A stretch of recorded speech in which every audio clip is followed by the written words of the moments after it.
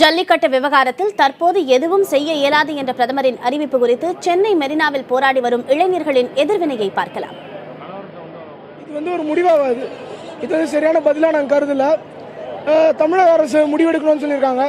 தமிழக அரசு நல்ல முடிவாக வாடிவாசல் திறந்து ஆந்திராவிலையும் உத்தரப்பிரதேசத்தில் நடந்த மாதிரி, கர்நாடகாவில் நடந்த மாதிரி சட்டத்தை மீறி இந்த வாட்டி ஜல்லிக்கட்டு நடத்தி இதுக்கான கரெக்டான சட்டத்தை கொண்டு வரணும்.